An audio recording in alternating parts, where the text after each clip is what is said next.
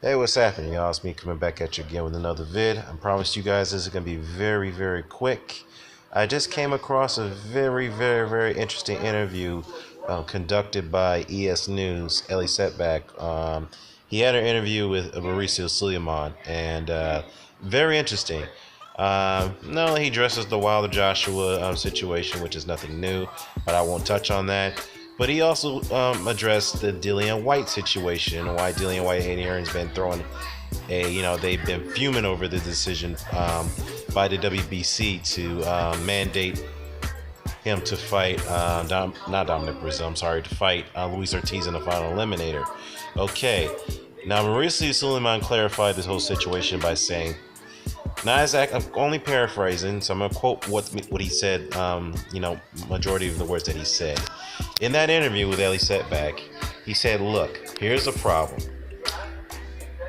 When Ortiz and Wilder was made back in October of last year, Dominic Brazil and Bermain Stavern. Now, for that fight to go through with Wilder and Ortiz,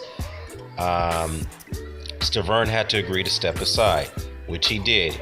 He got a very good step aside amount of dollars, which was not disclosed, but I heard it was a very high fee. Now, in the middle of that process, Stavern also wanted to fight on the undercard as well, which was granted, and the opponent that was delivered to him was what was matched up with him was Dominic Brazil. In that particular fight, that fight was for the final title eliminator. Okay. Now, when Ortiz got, failed the drug test, they had to move Stavern in Ortiz's slot so that way the card can go forward.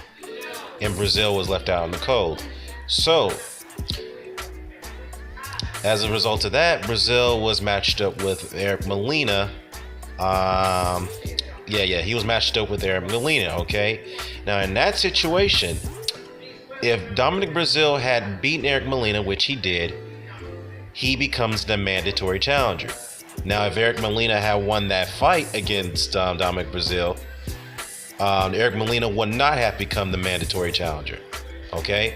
So he said due to the legality of the situation, they had to give Brazil the mandatory status due to the fact that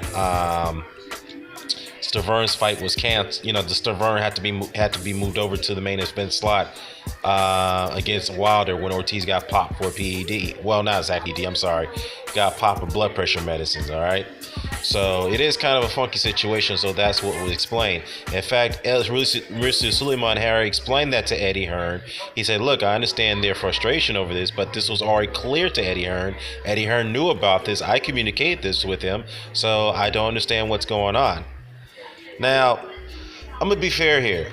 That's not what Mauricio Sulaiman said. He said he's been clear about this since day one back in October or November last year. That's not what he said. He said specifically, and I got the article right in front of me. I'll post a link to that article back in November of last year, okay? This is what Mauricio Sulaiman said here. Let me go ahead and bring it up and go ahead and try to get this. Mauricio Sulaiman. Trying to filter it. Okay. Now, the win, it says here, quote, the win will elevate Brazil in the WBC rankings, but WBC President Mauricio Sulaiman had said that the Brazil-Molina fight wasn't a final eliminator. That means Brazil isn't the mandatory challenger for the winner of Wilder in the Stavern rematch. Okay. So that's what he said. But now he's coming out saying that that's not what I said. Essentially, that's not what I said. I communicated this since day one. Eddie Hearn knows that. So that's the way it is. And as far as the legality situation, why Brazil was elevated to that position, I think it had more so has something to do with that Wilder situation with Brazil. They had a legal issue where Wilder and Brazil had a confrontation involving Wilder's little brother. The authorities were involved, and Brazil had threatened a legal action against Wilder and his team for punitive damages or whatnot. So I'm sure that's what he was referring to. I could be wrong, but yeah. So basically, that's what I want to go ahead and share this with you guys on why he had to on him clarifying the Dillian Whyte situation. And also, he did say that since Dillian Whyte has fulfilled his commitment to us, which we appreciate it, which he's saying, but he is a silver champion. So I'm paraphrasing what he's saying. Just because you're the silver champion doesn't mean you're the mandatory challenger. You are the #1 rated guy. We respect that.